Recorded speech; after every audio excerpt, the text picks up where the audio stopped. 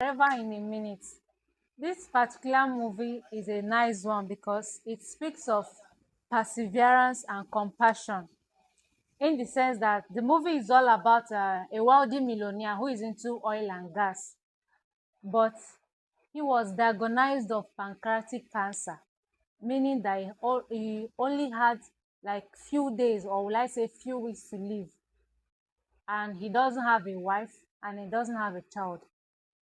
Meanwhile, he has an uncle who has been fighting tooth and nail to get that particular position of being the chairman of the company, which he doesn't want. So because of that, you have to start looking for what? A wife.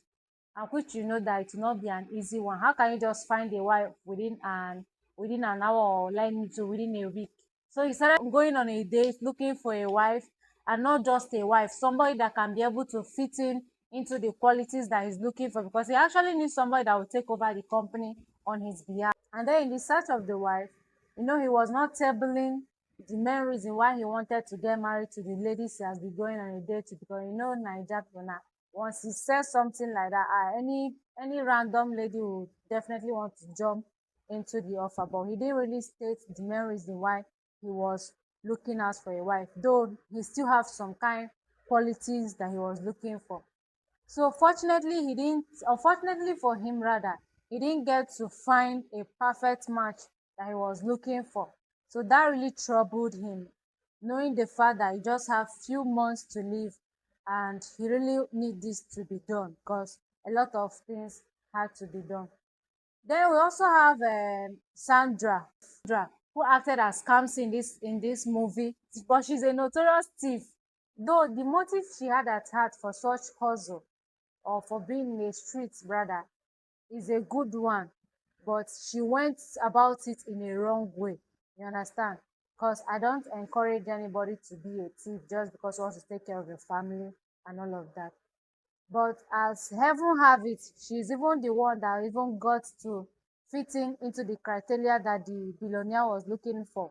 Because will I say that Grace found her, because first of all, she didn't qualify. She did not have any educational background. She did not have the quality. She no no she has the qualities that the man was looking for, but she didn't really fit in, and she didn't have the educational background. But she has all it takes to be the wife of that man, which the man really went for her. Now the question is, this particular lady doesn't really fit in into the caliber of friends you think that the man will be rolling with. And then she being a thief, how can you imagine yourself being addressed as the husband of a woman that was once a thief? That kind scenario, it doesn't really make sense. But he overlooked everything, at least now he know wetin he dey find. You understand? He knows what he's looking for. At least he's not going for looks, he's not going for nyash.